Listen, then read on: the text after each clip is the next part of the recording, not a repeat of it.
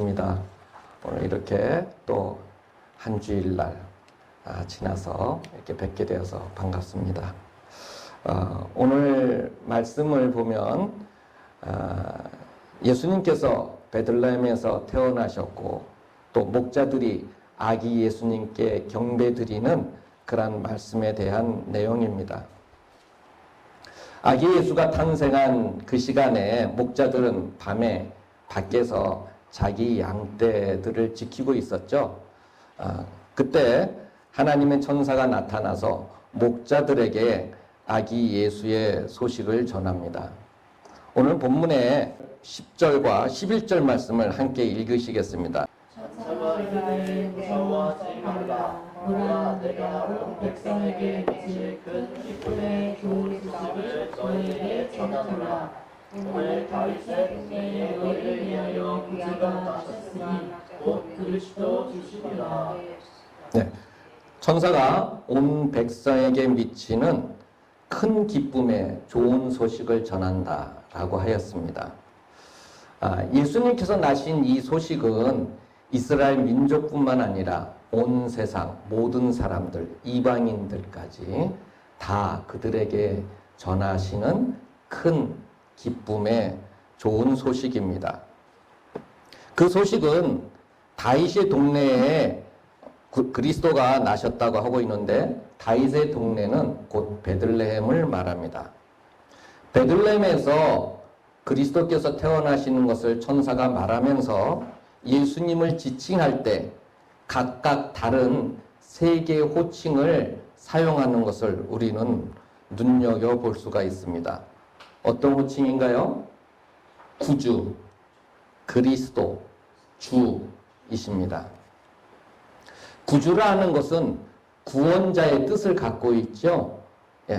그래서 이 구원자의 이 말씀은 구약 성경 곳곳에 나타나 있습니다. 예를 들어서 이사야 43장 3절 말씀 보면은 대저 나는 여호와 내 하나님이여 이스라엘의 거룩한 자여 내 구원자임이라 이렇게 말씀하시고 있습니다. 구주는 곧 구원자여 하나님을 뜻하십니다. 하나님께서 구원자라 이렇게 말씀을 하셨죠. 우리는 누가가 기록한 이 천사의 이 말씀을 통해서 예수님께서 하나님이시다라는 것을 알 수 있습니다. 천사는 이어서 아기 예수를 그리스도 주라고 표현했습니다. 헬라어 원어로는 크리스토스 퀴리오스입니다. 이것을 다시 번역하면 기름 부음 받은 주님의 뜻을 가지고 있습니다. 주로 번역된 이 퀴리오스는 하나님의 이름인 여호와를 뜻합니다. 그런 의미에서 본문 말씀에서 천사가 말한 것은 아주 놀라운 것이죠. 크리스토스 퀴리오스라고 호칭한 대상이 이제 막 태어난 갓난 아기이기 때문입니다. 비록 예수님께서 지금 구속사역을 행하시기 이전이지만 세상 모든 만민에 대한 구세주로서 이 땅에 오셨고 성육신하신 하나님이시다라는 사실을 우리는 이 말씀을 통해서 천사가 증거하고 있는 것을 보고 알 수 있습니다.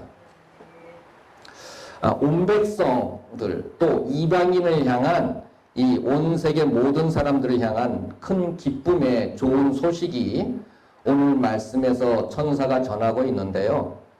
이와 똑같은 동일한 큰 기쁨이 좋은 소식이 이날로부터 700년 전에도 있었습니다. 미가서 5장 2절 말씀을 다 함께 한 목소리로 읽으시겠습니다. 너는 유다 족속 중에 적을지라도 이스라엘을 다스릴 자가 내게서 내게로 나올 것이라. 그의 근본은 상고의 영원에 있느니라.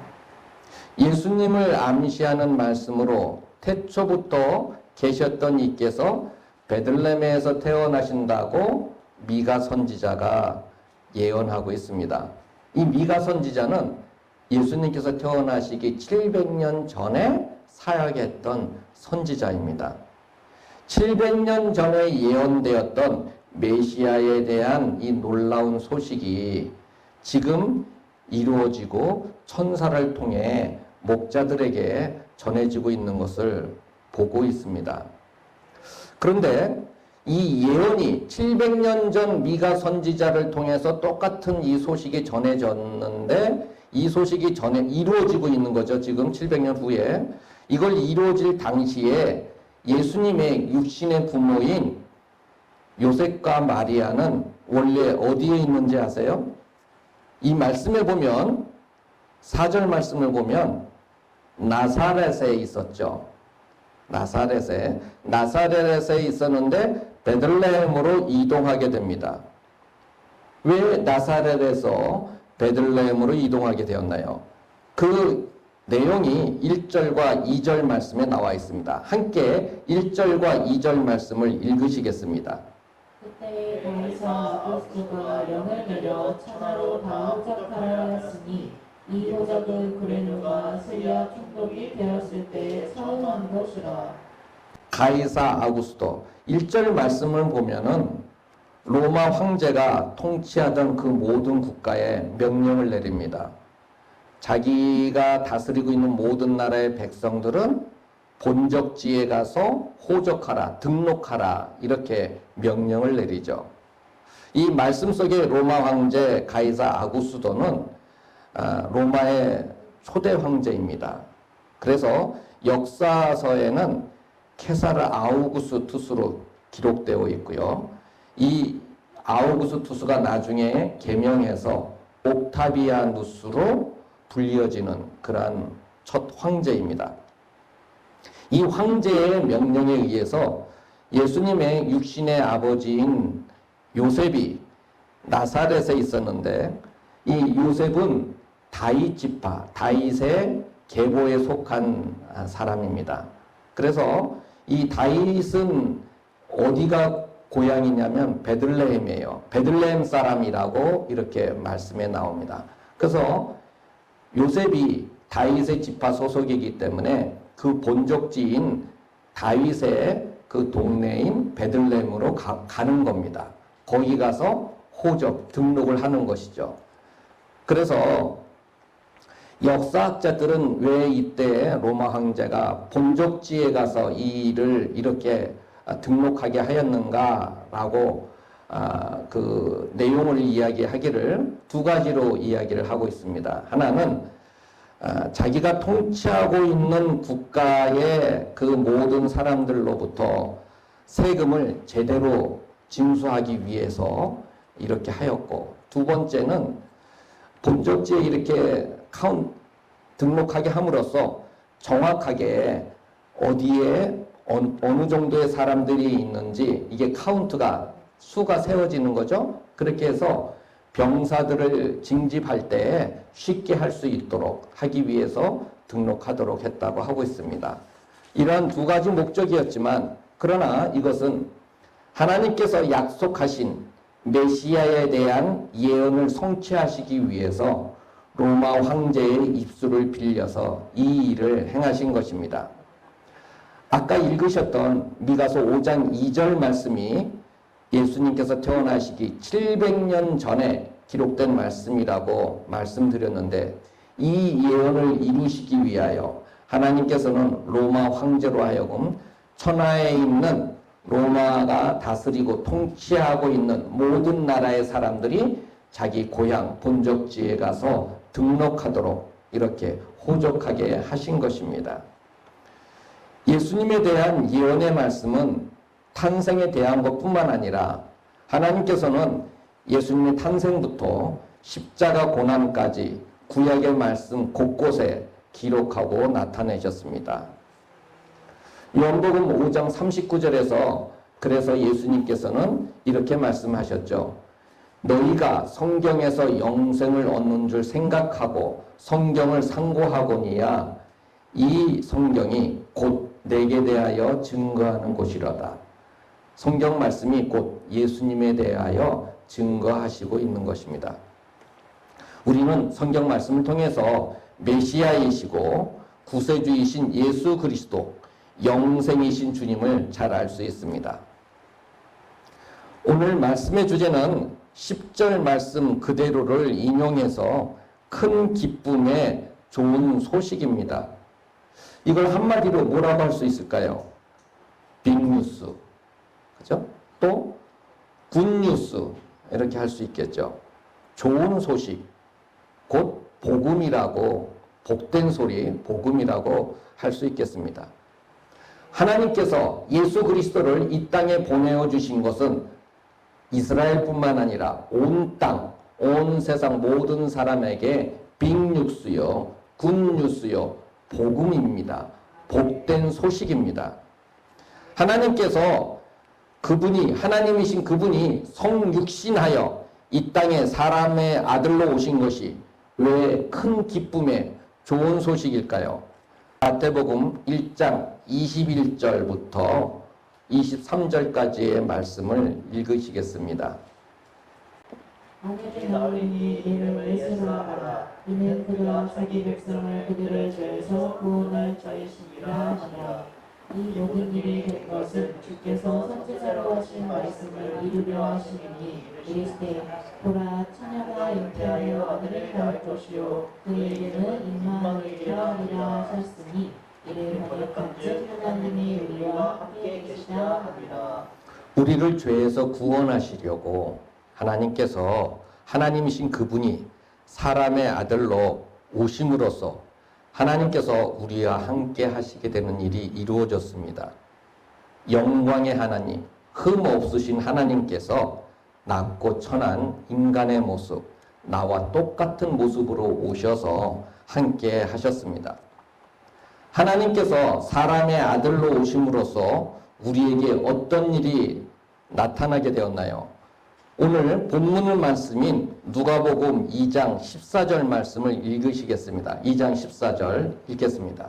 지극히 높은 곳에서는 하나님께 영광이요 땅에서는 하나님이 기뻐하신 사람들 중에 평화로다 하니라. 예, 첫째로 하나님께는 영광이 되었습니다.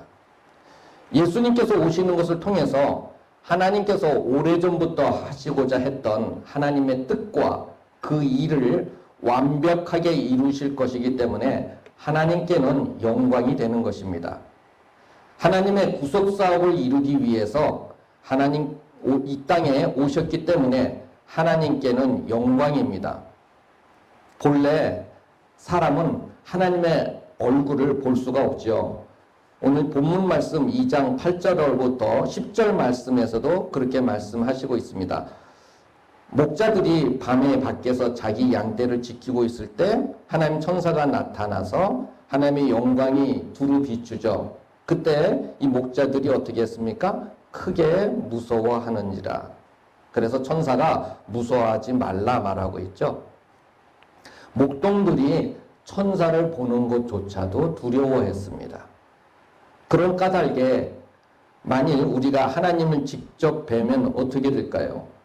엄청난 공포를 느끼게 될 것입니다. 바로 왕 앞에서 당당하게 맞섰던 모세도 하나님의 영광만 보고도 심히 떨며 무서워했습니다. 죄성을 가진 인간이기 때문에 거룩하신 하나님의 존재를 볼 수가 없습니다. 그런데 하나님께서 우리 같은 인간으로 이 땅에 오셨습니다. 조금 전에 읽으셨던 마태복음 1장 21절 말씀을 보면 예수님께서 이 땅에 오신 것이 자기 백성을 그들의 죄에서 구원하시기 위함이다 말씀하셨습니다.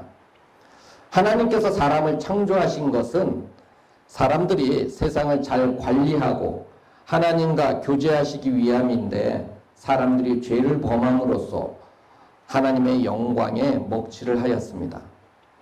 우리 인간들을 만드신 궁극적인 목적이 우리를 통하여 찬송과 영광을 받으시기 위해서인데 첫 조상 아담과 하와 때부터 사단의 유혹을 받아서 하나님을 배반하고 그 후손들조차도 계속 불신앙과 죄 가운데 행해서 하나님의 영광을 가렸습니다. 그렇기 때문에 하나님 아버지께서 독생자 예수 그리스도를 보내어 주셔서 사람들과 다시 교제를 회복시키려 하시는 것입니다. 한 사람 한 사람이 그리스도의 십자가를 통해서 회개하고 하나님께 다시 돌아올 때마다 하나님께서 기쁘게 영광 받으십니다. 임마누엘이신 예수님께서 성자 하나님으로 사람들과 함께 하심으로써 사람들을 죄에서 구원하시고 하나님께는 영광이 되는 일이 일어나게 하셨습니다. 두 번째로 하나님께서 사람의 아들로 오심으로써 하나님께는 영광이 되었고 사람들에게는 평화를 주셨습니다. 사람들은 모두 평화를 원하죠. 북한과 우리나라도 서로 대치 상태에 있는데 또 마찬가지죠. 북한과 굳이 적대적인 관계나 그런 상태에 있기를 원하지 않습니다. 더군다나 그들은 핵무기를 소유하고 있고 만약에 전쟁이라도 일어나기라도 한다면 모든 것이 잿더미로 변하고 그동안 쌓아놓은 것들이 모두 허사가 되고 맙니다. 세상에서 살아가면서 사람들과의 관계, 대인관계에서도 평화가 중요합니다. 예를 들어서 대학을 갔는데 교수님과 사이가 안 좋으면 어떻겠습니까? 그러면 대학생활 힘들겠죠. 학점 잘 못 받겠고 또 취업 추천받기도 어렵겠고 직장생활도 똑같죠. 근무하고 있는 부서의 부서장과 사이가 안 좋으면 그 부서에 근무하는 동안 내내 힘들게 될 겁니다. 인사고과가 안 좋으니까 승진하기도 어려울 거고요. 만약에 회사 대표, 회사 CEO와 적대적인 관계라면 어떻게 되겠습니까? 힘들죠. 그 직장 근무하는 동안. 부서장하고 사이가 안 좋으면 다른 부서로 옮기면 괜찮겠고 해결이 될 수 있지만 회사 사장과 사이가 안 좋으면 어느 부서를 가든지 아마 힘들 겁니다. 그런데 만약 대통령하고 원수가 된다면 어떻겠습니까? 그 나라에 사는 내내 쉽지 않겠죠. 대한민국에서 사는 게 아마 버거울 것 같습니다. 지금이야 그렇지 않지만 옛날에 왕이 통치하던 시절에는 왕한테 밉보이면 목숨이 위태로웠죠. 그래서 이웃나라로 도망을 치곤 했습니다. 성경 말씀해 보면 다윗도 사울 왕한테 밉보였죠. 그래서 이웃나라 블레셋 가드왕 앞에 도망쳐가지고 미친 척하며 지내고 자기 목숨을 부지하며 지냈습니다. 오늘날 대통령이 종신직인 나라에서 대통령하고 원수가 된다면 그 사람은 아마 외국으로 이민 가야 될 겁니다. 그런데 성경 말씀에서는 사람이 하나님과 원수가 되었다 이렇게 말씀하시고 있습니다. 에베소서 2장 16절 말씀을 보면 또 십자가로 이 둘을 한 몸으로 하나님과 화목하게 하려 하심이라. 원수된 것을 십자가로 소멸하시고 하나님과 원수가 되었다라고 에베소 2장 16절에 말씀을 하시고 있죠. 그것을 십자가로 소멸하였다, 없앴다 이렇게 말씀을 하시고 있습니다. 하나님께서는 어떤 분이십니까? 천지를 지으신 분이십니다. 온 우주의 주인이시고 모든 것을 통치하시고 주관하시는 하나님이십니다.